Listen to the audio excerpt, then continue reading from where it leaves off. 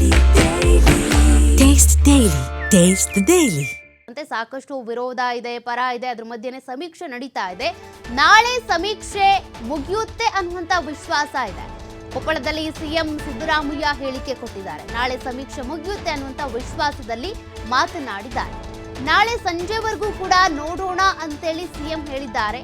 ಇನ್ನು 2 ದಿನಗಳಲ್ಲಿ ಸಮೀಕ್ಷೆ ಮುಗಿಬಹುದು ಅನ್ನುವಂತ ಭರವಸೆಯ ಮಾತುಗಳು ಸಿಎಂ ಸಿದ್ದರಾಮಯ್ಯನವರ ಬಾಯಿಂದ ಬಂದಿರೋದು. ನಿಜಕ್ಕೂ ಸಮೀಕ್ಷೆ ಕಂಪ್ಲೀಟ್ ಆಗುತ್ತಾ? ಅದೇ ಪ್ರಶ್ನೆ. ರಾಜ್ಯದಲ್ಲಿ ನೋಡಿ, ಸಾಮಾಜಿಕ, ಶೈಕ್ಷಣಿಕ, ಆರ್ಥಿಕ ಸಮೀಕ್ಷೆಗೆ ಸಂಬಂಧಪಟ್ಟಂತೆ ಪರ ವಿರೋಧಗಳ ಮಧ್ಯೆನೇ ಸಮೀಕ್ಷೆ ಅಂತೂ ನಡೀತಾ ಇದೆ. ನಾಳೆ ಸಮೀಕ್ಷೆ ಮುಗಿಬಹುದು ಅನ್ನುವಂತ ಒಂದು ಪ್ರತಿಕ್ರಿಯೆ ಸಿಎಂನಿಂದ. ಇನ್ನು ಲಿಂಗಾಯತ ಪ್ರತ್ಯೇಕ ಧರ್ಮದ ವಿಚಾರಕ್ಕೂ ಕೂಡ ಮಾತನಾಡಿದ್ದಾರೆ. ಅದರಲ್ಲಿ ನನ್ನ ನಿಲುವೇನಿಲ್ಲ ಅಂತೇಳಿ ಸಿಎಂ ಹೇಳಿರೋದು.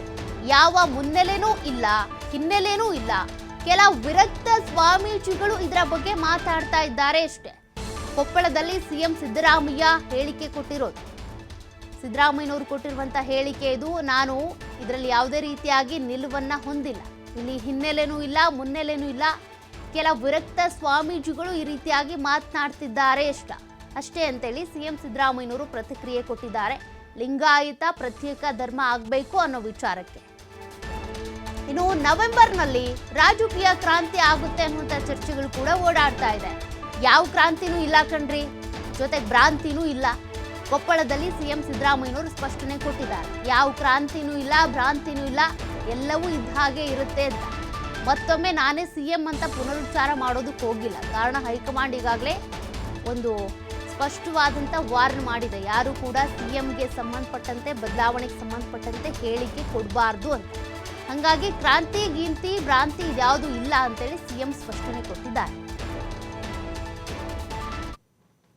ನಾಳೆ ಏನಾಗುತ್ತೆ ಅಂತ ನೋಡೋಣ. ನಾಳೆ ಸಾಯಂಕಾಲದವರೆಗೆ ನಾನು ಮುಗೀತದೆ ಅಂತಕ್ಕಂಥ ನಂಬಿಕೆ ಇಟ್ಕೊಂಡಿದ್ದೀನಿ, ವಿಶ್ವಾಸ ಇಟ್ಕೊಂಡಿದ್ದೀನಿ.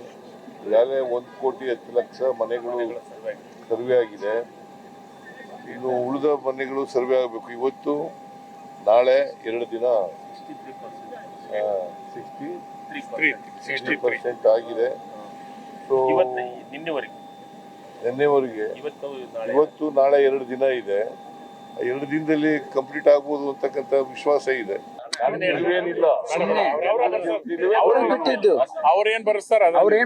ಬರೆಸ್ತಾರ ಅವರೇ. ಮುನ್ನೆಲೆಗೂ ಬಂದಿಲ್ಲ, ಹಿನ್ನೆಲೆಗೂ ಹೋಗಿಲ್ಲ. ಅದು ಇದೆ ಅದನ್ನ ಕೆಲವು ಸ್ವಾಮೀಜಿ